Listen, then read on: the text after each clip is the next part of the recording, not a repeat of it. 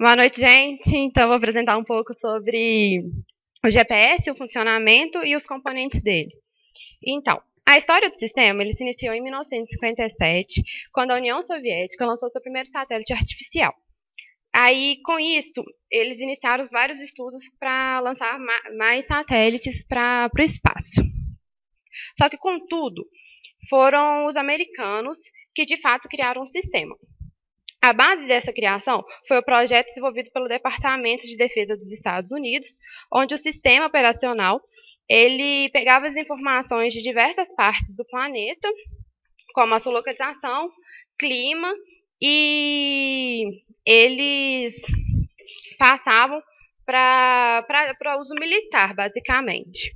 Só que o GPS ele foi um sucesso, fato com que os Estados Unidos só disponibilizava para uso militar, depois de algum tempo que ele disponibilizou para uso civil e também para uso gratuito.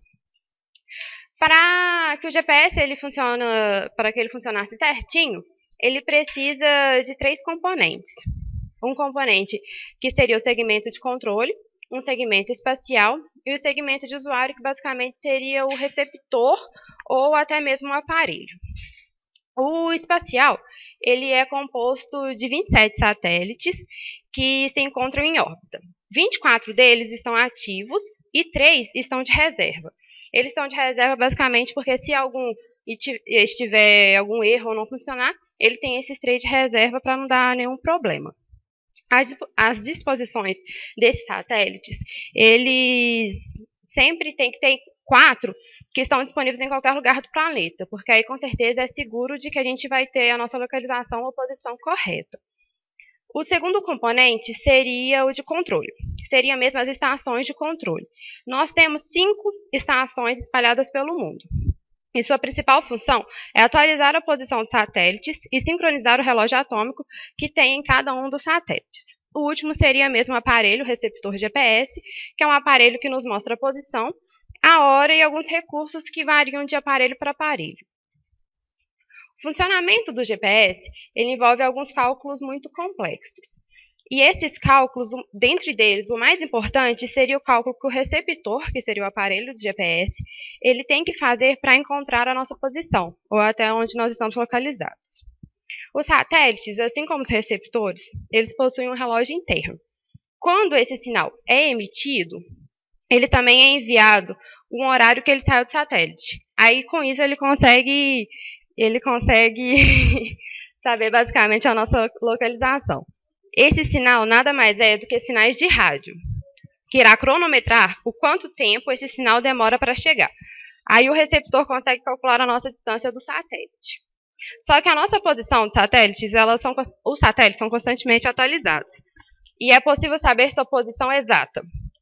Só que os satélites, eles te dão a nossa posição com precisão, mas com um erro basicamente de 20 metros.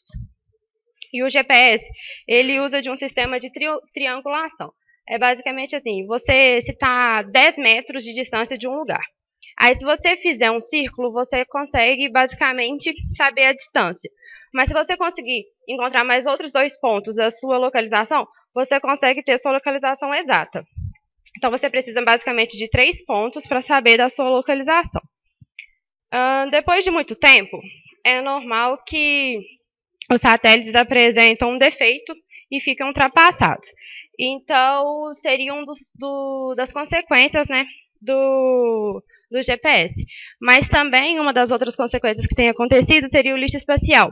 Esse lixo espacial, eles estão debatendo com os satélites que estão no espaço e estão prejudicando a transmissão do satélite para o receptor. Então, teve uma conferência na Inglaterra há pouco tempo, em que eles estão discutindo como retirar esse lixo espacial para não prejudicar mesmo essa transmissão do satélite para o receptor. Mas, basicamente, eles têm falado que esse choque que está tendo está acontecendo em média de 5 em 5 anos, mas que se eles conseguirem tirar em média de 5 a 10 lixo espacial, eles conseguem sim acabar com esse choque e assim resolver o problema da transmissão de satélites.